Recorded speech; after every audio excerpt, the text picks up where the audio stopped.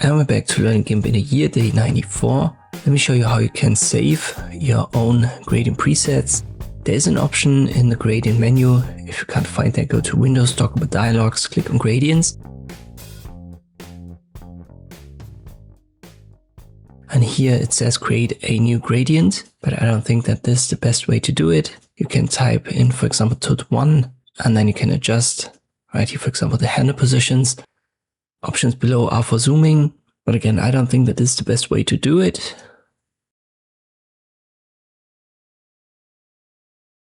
Let us switch back. There you see it. It's actually stored as untitled because I haven't pressed enter. But if you type in tut1, for example, and then press enter, it should be stored. Here you can directly find it as a preset. And in the gradients menu, you can also delete it. Let me show you the way that I would do it. First up, we create an empty layer for the gradients.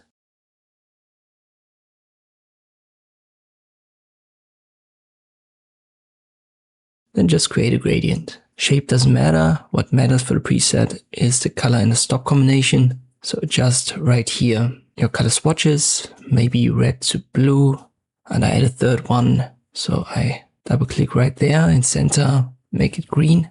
And I want to adjust the position, let's say to 30%.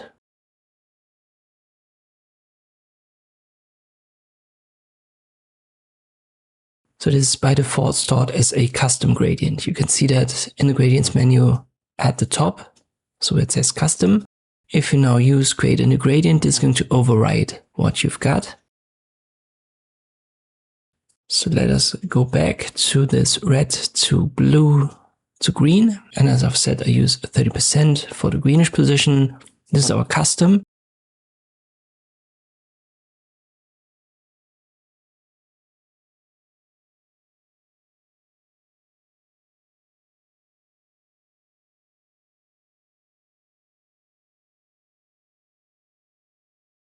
And instead of using create a new gradient, I use duplicate this gradient. Just make sure that the custom is actually active, and then you get this gradient editor and everything is the way that you need it, or at least the way that you've set it.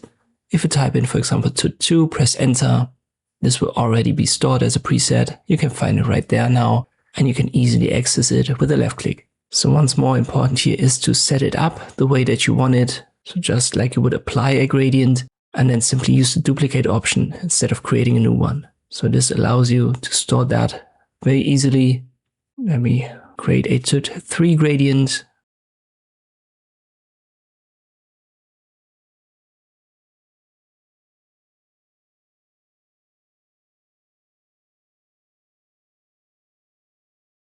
Once more, press enter after you've typed it in. That's important for it to be set. And yet again, you can also delete it right here using the X icon. And this is how you can create your own gradient presets in Gimp. I hope this video was helpful. Thank you for watching, and I'll see you next time.